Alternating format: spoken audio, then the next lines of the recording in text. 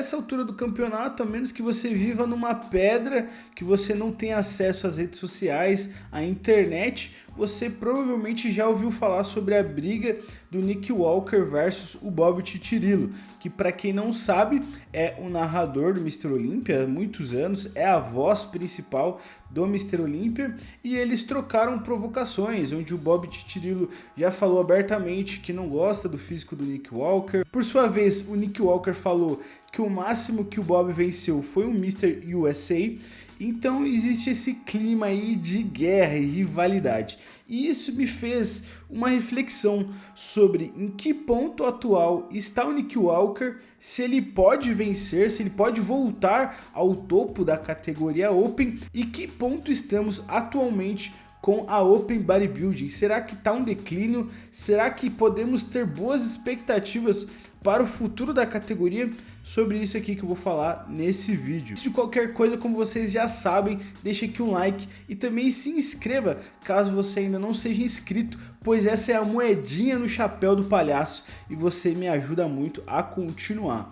Vamos para o que interessa, vamos falar sobre Nick Walker e a atual situação da categoria Open. Para quem não se lembra, o Nick Walker faz a sua estreia em 2021, ficando em top 5, perdendo para o Hunter Labrada, o que gerou ali grandes debates na época sobre o Nick Walker merecia ter ficado em top 4.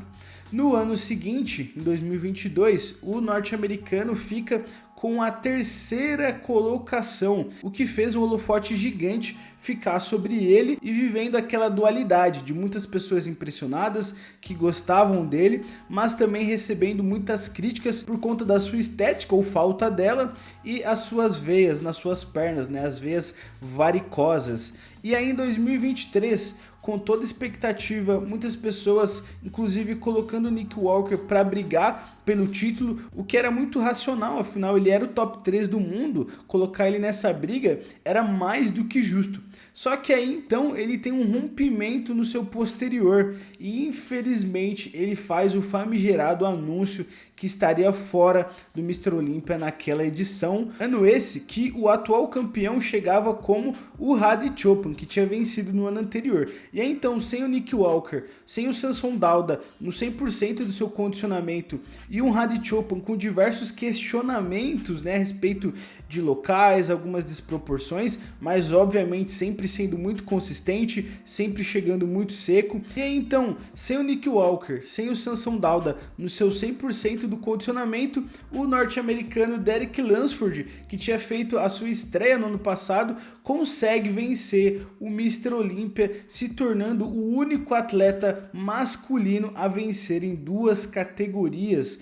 E então o Mutante volta a competir em 2024, ele vence o Martin Fitzwater em uma competição que garante ele a vaga para o Mr. Olympia, e o Martin Fitzwater que ficaria em top 4 naquele ano. Só que aí chegando nas vésperas da competição, às vésperas do Mr. Olympia, infelizmente ele anuncia novamente que estaria fora do Mr. Olympia, dessa vez por ter não conseguido atingir o nível que ele esperava. Então ele e o seu preparador entenderam que a melhor decisão era ficar fora do Mr. Olympia, até para não perder aquela última impressão que ele deixou no Mr. Olympia 2022, ficando com a terceira colocação e assim mantendo aceso a expectativa e o hype de que ele ainda é um forte competidor, de que ele ainda é um nome que pode voltar e vencer o Mr. Olympia. Mas será que isso é verdade? E aí, então, chegando aqui no assunto principal, no recheio desse vídeo,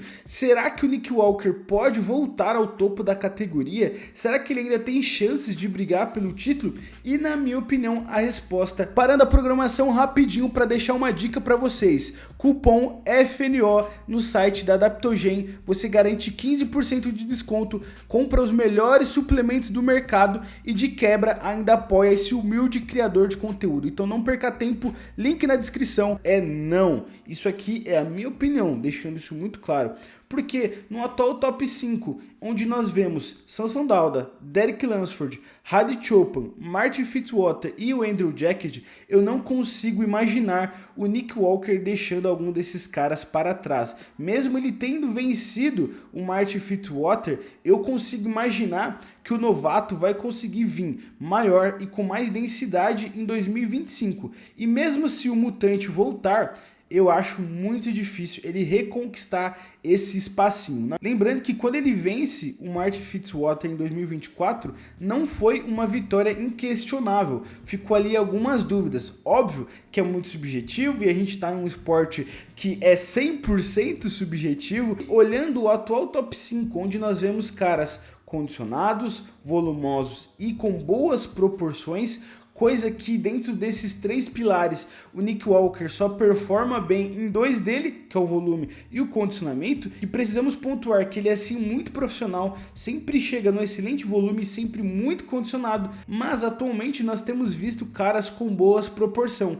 E aí infelizmente fica a pergunta, talvez, será que passou o tempo do Nick Walker? Será que a maior chance dele ter vencido teria sido em 2023, quando o Samson Dauda ainda não tinha acertado o seu condicionamento? Rapaziada, o fundo aqui do fundo descarregou, mas eu preciso muito terminar, senão vou perder o fio da meada. E o momento atual que o Nick Walker vive, ele paralelamente caminha ao momento em que a Open Bodybuilding está. Em 2029, sem o atual campeão Shawn Rhoden, que foi forçado praticamente a se aposentar, nós vimos o Brandon Curry vencendo, que discutivelmente é um excelente atleta, mas que em condições normais, em condições do que nós estávamos vendo na Open com o Phil Heath, que era campeão até 2018, mas que em condições normais, ao lado do Phil Heath e do Shawn Rhoden, não tinha a menor chance de vencer, ele aproveita esse gap, vence, e nós vimos aí anos seguintes com um nível da Open muito ruim mesmo. Então em 2022 nós temos um lapso do que pode ser uma Open querendo voltar aos seus dias de glória. Por exemplo, nós tivemos a estreia do Rafael Brandão, ficando em top 10, o que é excelente. Você ter um Rafael Brandão, que é um cara muito estético, em top 10, isso só mostra o quanto que o nível estava evoluindo. Naquele ano, por exemplo, a gente teve o Michael Criso ficando em top 12, a gente ficou com o Iain Valliere em top 11, que anos anteriores ele tinha ficado em colocações bem acima. Isso mostra o quanto que atletas como ele estavam perdendo espaço por conta do nível elevado que estava se surgindo. E a gente teve o Samson Dauda, o Big Ramy ficou em top 5, naquele ano o Hadi vence, né, Nick Walker, que fica em top 3, só que aí então a gente vê que a Open está querendo voltar a evoluir, com atletas como o Derek Lunsford, que tem uma excelente estética, né, tem a desvantagem do frame, e então a gente tem o atual Mr. Olympia, que quando consegue acertar o seu 100% do condicionamento, ele vence. E tem outros atletas muito bons aí surgindo que podem fazer parte da futura geração da Open, e a gente sabe que o esporte é cíclico, ele vai se renovando, vai trazendo novas gerações. A gente ficou mal acostumado vendo essa troca de geração feita por atletas muito bons, como o Lee Haney, o Dorian Yates, depois o Ronnie Coleman, brevemente o Jay Cutler, depois o Phil Heath, e atualmente nós temos visto aí uma inconsistência de atletas. Então, na minha opinião, essa atual geração, ela é uma troca, é uma reciclagem do que está por vir, e eu consigo ver essa movimentação pelos ativos que atualmente a gente vê na Open. Eu confesso para vocês que eu fico muito mais otimista com o Derek, o Martin e o Samson Dauda ali brigando nas principais colocações do que a gente estava vendo há poucos anos atrás, que era Brandon Curry, Big Ramy, e infelizmente o nível tava bem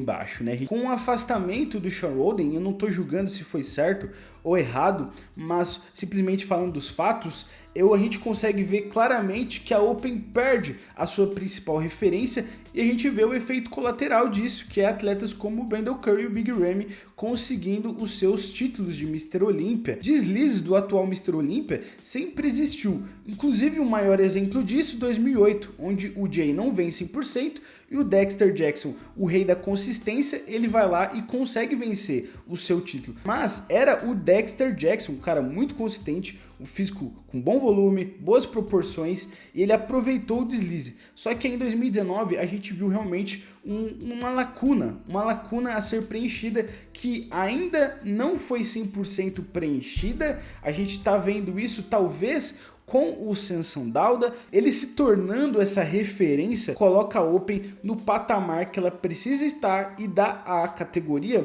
uma boa referência a se seguir, que desde sempre precisa ser caras grandes, condicionados, mas que também tenha boas proporções. Concluindo, se o nível da Open não estiver boa, caras muito consistentes como Had, como Nick Walker podem sim vencer, só que a gente precisa ver a Open voltando a evoluir. Comentem aqui se vocês concordam, a opinião de vocês, se vocês conseguem ter essa visão otimista a respeito da categoria ou se vocês acham que realmente a gente vai ficar nessa montanha russa de bons atletas surgindo e aí uma geração ruim, enfim. Comentem aí com liberdade, vejo vocês nos comentários, deixa o like, se inscreva caso você ainda não seja inscrito e até a próxima, valeu!